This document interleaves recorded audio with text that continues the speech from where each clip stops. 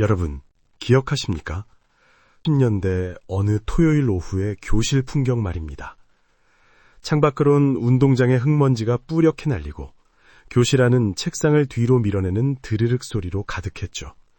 그때 우리 손에 들려있던 노란색 고체 왁스통, 뚜껑을 열면 코끝을 찌르던 그 특유의 시큼하고 텁텁한 냄새.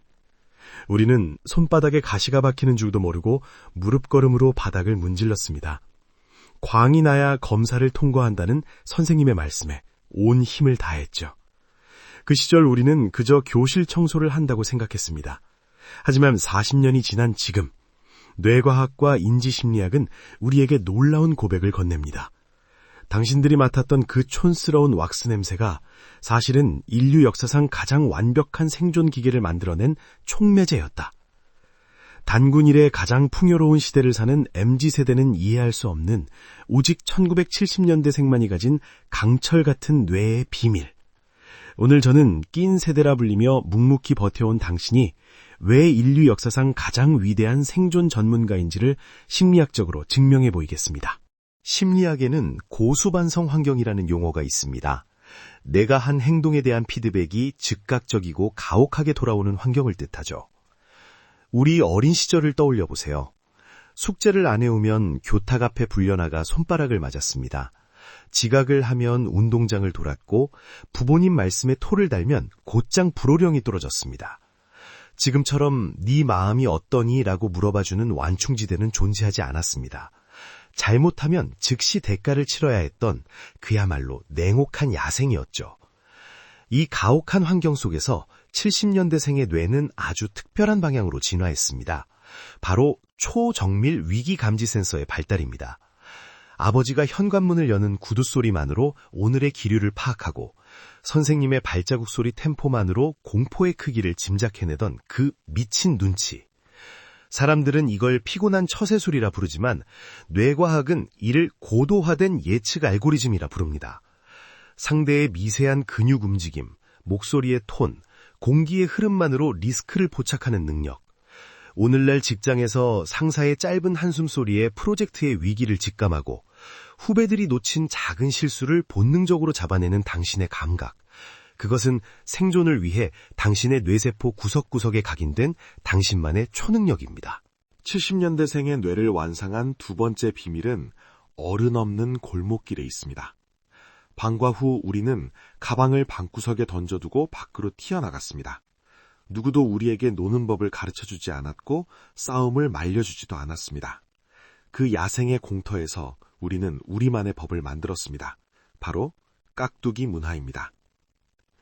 신체 조건이 나쁘거나 나이가 어린 동생이 와도 우리는 배제하지 않았습니다. 너는 깍두기 해 라는 한마디로 팀의 승률과 상관없이 그를 품었습니다. 억울한 판정이 나오면 코피가 터지도록 싸우다가도 다음 날이면 흙먼지를 툭툭 털고 다시 어울려 놀았습니다. 이것이 바로 사회심리학에서 말하는 비구조화된 놀이를 통한 사회적 지능의 폭발입니다. 정해진 매뉴얼 없이 스스로 갈등을 중재하고 합의점을 찾아가는 훈련. 요즘 조직에서 MZ세대의 개인주의와 기성세대의 권위주의 사이에서 균형을 잡으며 조직을 굴려가는 유일한 세대가 바로 당신들입니다. 당신의 포용력은 성격이 좋아서가 아니라 흙바닥 위에서 깍두기를 챙기던 그 어린 날의 뇌가 완성한 리더십의 정수입니다. 하지만 이런 강철 같은 당신도 가끔은 세상이 무서울 때가 있습니다.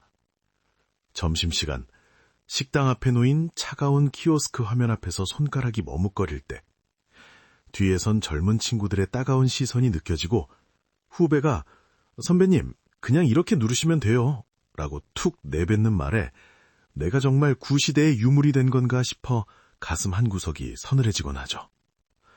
여러분, 단언컨대 상실감을 느끼지 마십시오. 당신이 키오스크 앞에서 서툰 이유는 지능이 낮아서가 아닙니다. 당신의 뇌는 평생 기계의 인터페이스가 아니라 사람의 인터페이스에 최적화되었기 때문입니다. 눈을 맞추고 상대의 기분을 물으며 아줌매, 오늘 날씨도 추운데 국물 좀 넉넉히 주이소 라고 말하던 그 뜨거운 정의 알고리즘이 당신의 뇌를 지배하고 있기 때문입니다. 효율과 속도만을 강조하는 요즘의 소통 방식이 당신에게 스트레스로 다가오는 건 당연합니다. 당신은 0과 1의 논리로 세상을 보는 게 아니라 사람과 사람 사이의 온도를 읽는 뇌를 가졌으니까요. 키오스크 사용법은 조금 늦게 배워도 상관없습니다.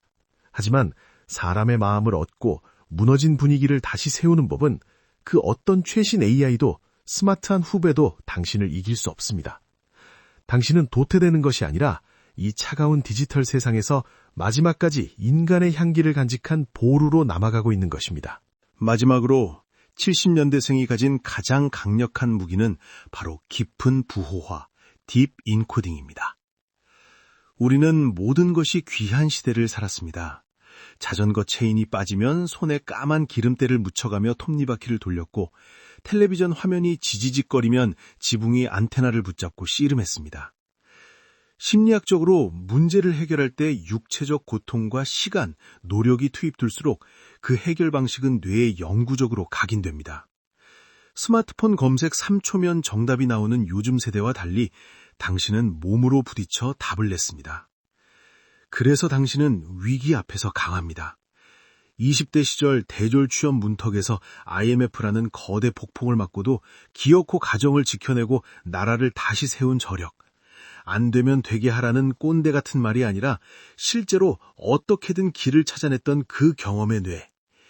AI가 대본을 쓰고 로봇이 커피를 내려도 예상치 못한 돌발 상황이 터졌을 때 조용히 팔을 걷어붙이고 상황을 정리하는 사람은 결국 당신입니다.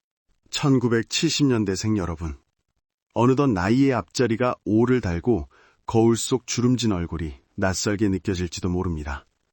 부모님을 마지막까지 책임지면서 정작 자식에게는 짐이 되기 싫어 노후를 홀로 준비하는 대한민국 역사상 가장 고독하고 무거운 짐을 진 세대. 하지만 잊지 마십시오. 당신이 맡았던 시큼한 왁스 냄새는 사실 지독한 책임감의 향기였습니다. 당신이 무릎 꿇고 닦았던 그 반짝이는 마룻바닥은 대한민국이라는 거대한 배가 휩쓸려가지 않도록 지탱해준 든든한 기반이었습니다.